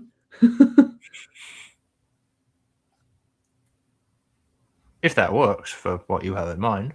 Sure. I definitely don't have anything like... now I'm like in a mess. Hold on. It's all over the place. Okay, yes. It does then mean that we'd need to it's not really retcon, but design the morphology such that it produces a word that looks like this word that we've decided. Yeah, but that can be dealt with, I think. I feel like the vibes are worth it. The other option is just to, because we're kind of, at least as I'm envisioning it, we're kind of assuming that the name of the language is the same as the name of the people. But that doesn't have to be the case. Like I actually tend to overdo this in my own languages, but usually the names of my languages are just the word for language in the language itself. So Karatos could just mean language or something similar. Yeah, that's fair. And in most cases, I mean, I might have some people interacting, so actually I don't want to like lock myself into that, but there definitely will be stories where they're not going to be interacting with people from other places, right? So like it would be a little bit more localized, of where why would they use their word for their language anyway, you know? So. Well, this is establishing that what you're describing is effectively a prestige. Well, it doesn't have to be a prestige dialect, but like the idea that everyone in each region will all speak the same. Like, even if it's not every single person, there will be variations between parts of the world. Just because that's what humans do. Yeah, there's a lack of like, there's an oversimplification here, partially because like, unless I am specifically writing a story where it's very relevant, like to the plot point that they have different dialects, like it is not like something I would ever include, just because it makes it a lot more difficult to read it. So like, it's an unfortunate simplification away from realism. But yeah. And it's something that I could add more dialect. Like if I get to the point where like I'm going to write a story somewhere, I'm like, ooh, we can add dialects. It could also help you if there's a word that you would like to tweak slightly. You can say, well, dialect. It's not a meplor, it's a meplur. Right. Right. So like there's use cases for it, where I could come up. But yeah, like that's kind of it's the common dialect. And maybe there are others, but they get kind of like smudged away in translation. I don't know. I mean, you could call it the common tongue. That is, I mean, that's what Putonghua means in Mandarin. That would be an option.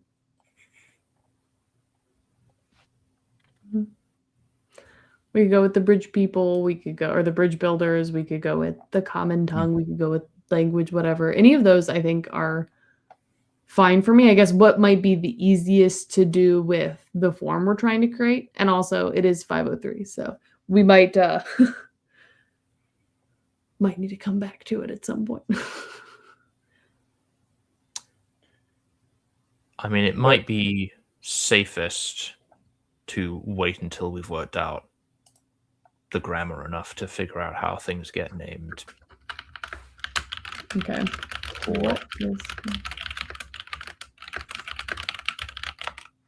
But those are all good potential ideas.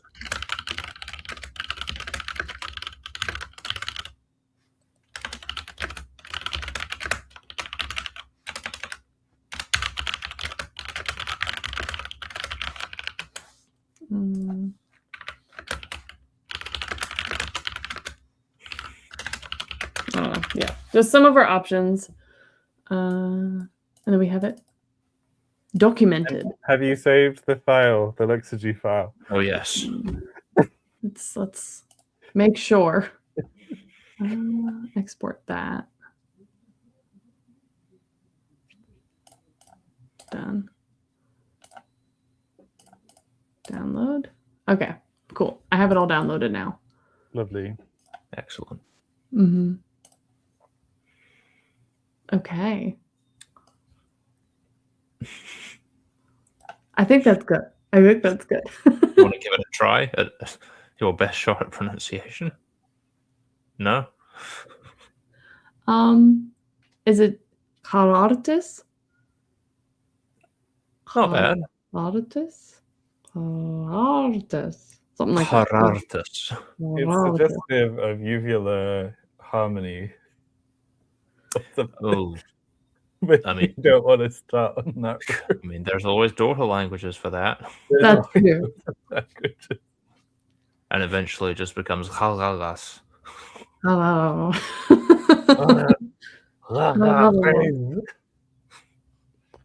Oh my god. French really sounds so romantic. Fair. Oh, okay. But we've accomplished a lot today. I mean, we've accomplished a lot over the last, I think, few streams with the sound changes and everything. Much has been done. we have, as it seems to me, basically finished the sound changes for P. So does that mean that the next step is to proceed to the grammar of P? I think so. For this language, at least, yeah. I don't know what we're going to do next week, though, is the question. Yeah, what's happening with As Desiria? Are we just done with that? Or I mean, there's a lot of things on the to-do list. I think we'll need to like chat, and then I can put up a stream, and everyone will find out what the next one's gonna do based off the name of the next stream, probably. Unless it's just like surprise, because we're slow figuring it out. Cool. Yeah. But I think we'll be starting something new-ish, like a new thing next time, whether that's grammar or something. Like there's I feel like we've kind of wrapped up all the things we were actively doing, or those stages anyway. I think. Yeah. Mm-hmm. Okay. I'm trying to remember what exactly. How far did we get on starting the daughter of Azazilia? Did we? At all? It would be under daughter MA, I guess. We wrote the word goals. Goals. That's how far we got. So yeah, like whatever happens next is, because I think we were. Why did we end up coming back around for that? Was it just so we had the comparisons for figuring that out? I have no idea. I remember that there was something about doing a Lexagy run. And I think it may have been that we would like get you up to speed with Lexagy by doing the sound changes for this in Lexagy. Oh, yeah, because I think we were talking about it, and then Bib and I were both like, could learn. Could learn. And you were like, could teach. Could teach. Yeah. And that's how we got here. Yeah.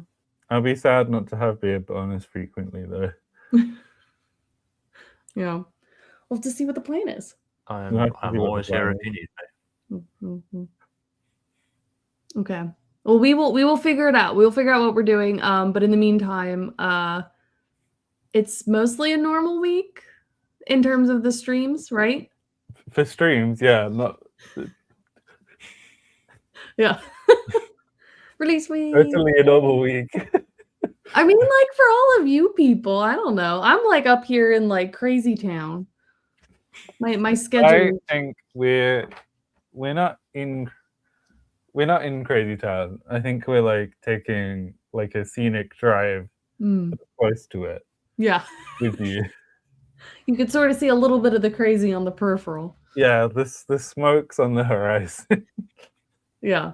There'll be the Thursday at what is 4 p.m. Eastern time. An hour before the normal Laying Time stream will be the Laying Time chat interview that I did with David and Jesse. I listened to it and I enjoyed it a lot. I have as well. I also enjoyed it. I realized at one point they were like, oh yeah, and tell me what the book's about. But they also asked me like 3 questions at the same time. I don't think I ever actually said in that video anywhere what the book's about. But that's fine. Who needs to know? I mean, that's spoilers. True. I think I say that it's fantasy. I think that's what you get, is the name and the fact that it's fantasy. That's all. It's great. Do an interview with Jessie and only let her say that it's about linguistics. Fair. Yeah, I think that's trying to think. I think that's everything that's no Sunday. I think I have a stream on my regular channel that's like a release celebration stream thing. I think that's this Saturday. Is that the 12th? When's your stream with Will? The 22nd? 22nd, okay. It's a Wednesday. It's in place of the normal Patreon Wednesday world building live stream. So it'll be like a Wednesday at what is 5 p.m. Eastern time for me. So like Lang time, but on Wednesday. And that'll be the like world building tour / guest interview by Will for the world building stuff. and that'll be fun. But yeah, I don't know. I don't think I have anything else to add. We did stuff. It was great. We did. We can say goodbye. Okay. Goodbye, people.